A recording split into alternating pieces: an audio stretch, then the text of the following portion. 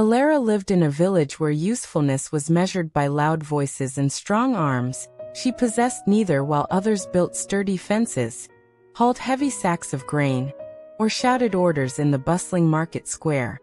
Elara remained quiet. Her thin frame seeming almost swallowed by the landscape, she found solace only at her grandmother's ancient loom. Tucked away in a dusty corner of their small cottage, the rhythmic click-clack of the shuttle, the smooth glide of thread through her fingers, the slow emergence of patterns beneath her hands. This was her language, her sanctuary here. Amidst the warp and weft, the world's harsh expectations softened, and she felt a flicker of belonging that eluded her everywhere else. Her tapestries, though intricate and filled with surprising color, were deemed impractical, mere decorations in a world demanding substance. Her grandmother, before she passed, had whispered secrets about the loom. She called it the heart loom, suggesting it could weave more than just wool and flax if the weaver's own heart was true. Elara cherished the words, but thought them merely a loving fancy. She continued her quiet work, pouring her loneliness and her keen observations of the world. The exact shade of blue in a kingfisher's wing, the delicate tracery of frost on a leaf, the deep, sorrowful lines on the farmer's face after a poor harvest. Into her creations one gray afternoon, burdened by a particular wave of sadness, she wove a small square depicting a single, perfect sunbeam breaking through storm clouds. As she tied off the last thread, a strange warmth radiated from the cloth, and the gloomy corner of the cottage where she placed it seemed inexplicably brighter. Lighter word, inevitably, trickled out about the peculiar warmth emanating from Elara's sunbeam weave. The village blacksmith, his massive shoulders slumped with weariness from a sleepless night tending his sick child, stopped by gruffly, almost ashamed. He asked if she might have something, anything, that could bring a moment's peace to his little boy's fevered rest. Elara hesitated, remembering the whispers and the warmth. She didn't promise anything, but she spent the day weaving a small blanket. She didn't just weave wool. She wove the quiet hush of twilight, the soft murmur of a lullaby her grandmother used to sing, the gentle coolness of a mother's hand on a hot forehead. She poured every ounce of her wish for comfort into the threads when she delivered the blanket.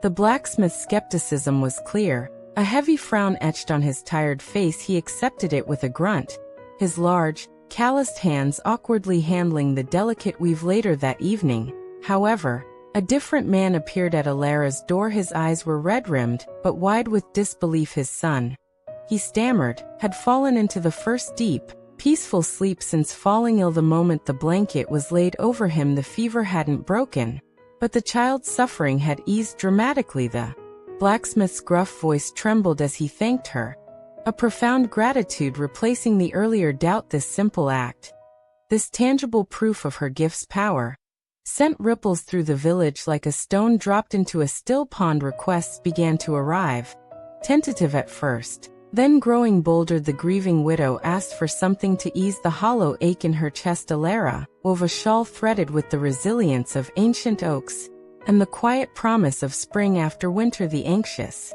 farmer, facing ruinous drought, received a wall hanging imbued with the deep, patient strength of the earth itself and the memory of abundant rains. Each weaving was different, unique to the need, born from Elara's deep empathy and her silent observation of the world's hidden strengths. She discovered that the heart loom truly responded not just to skill, but to the depth of feeling she poured into every single thread, every careful knot. Slowly, the villaggiero's perception of Elara transformed. The quiet girl by the loom was no longer invisible or deemed useless. Her cottage became a place of pilgrimage, not for grand solutions, but for gentle comfort, for a bolstering of spirit, for a reminder of beauty and resilience in hard times. People brought her their finest wool, rare dyes, and quiet confidences, understanding now that her work required not muscle, but heart. They learned to speak softly around her, respecting the profound concentration needed to weave solace. They saw the profound fatigue that followed the creation of a powerful piece, the way she would sit silently afterwards, replenishing her own spirit. and they brought her simple gifts of bread and honey. In return, years flowed like threads through Elara's loom. She never became loud or commanding, but her quiet presence became a cornerstone of the village. Young girls apprenticed with her, learning not just the mechanics of weaving, but the deeper lesson that true strength could reside in quiet observation, deep empathy, and the courage to transform feeling into something tangible that could warm and heal others. The tapestries that adorned the village homes became more than decorations.